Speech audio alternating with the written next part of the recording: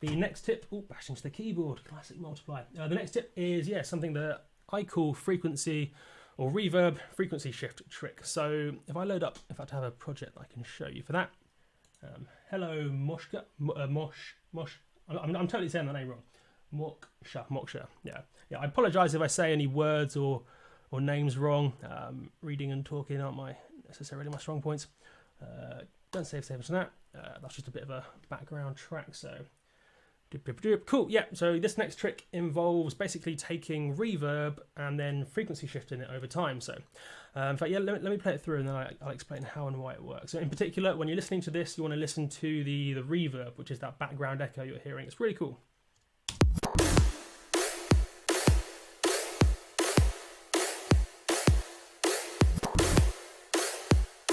Hear how it's going up in frequency? I'll let it do again.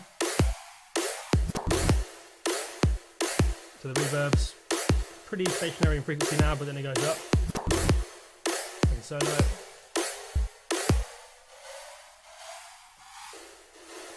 And the really cool thing about that is it's a bit of a slightly quirky trick, you might say, but it's something that I've been finding especially useful as it's almost like a different way to have that riser sound, because if you've been producing electronic dance music for anything more than maybe 3 or 4 months, chances are you may be aware of the fact you have to have all these random kind of sweepy sounds in your track. Literally the whole way through, every 4 to 8 bars, you have a sweepy sort of sound.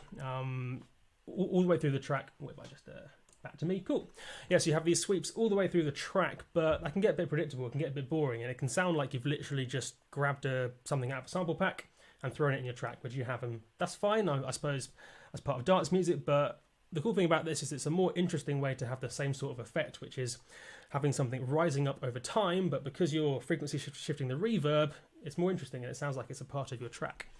But yeah, in terms of how it's actually engineered, I have a reverb on a return track. So for those of you who may be a little bit newer to producing, I'm using Ableton here, which is probably the most popular DAW, but literally everything I say here applies to other DAWs too. So in Ableton here, I have a reverb on a return track, and what that means is it's like a dedicated. Screen. There you go. I'll get better at this, no worries. Perfect, cool. So it's back to screen. So yeah, we're in Ableton here, and I have the reverb on a return track. So it's literally just the reverb as an effect, which you can hear if I solo. And I have the snare drum going into it. So then you hear that reverb goes up over time.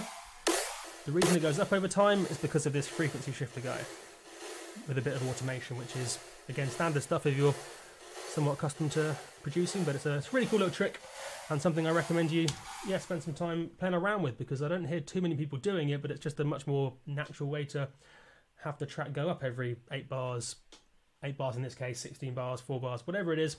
But yeah, it's a cool little trick and worth playing around with it. If you're in other DAWs, these return tracks are probably called effects buses or effects sends, and there are probably other ways to do the fiddly routing and stuff if you don't have those. But yeah, it's basically the idea is you frequency shift the reverb just so it goes up. It's a really cool little trick.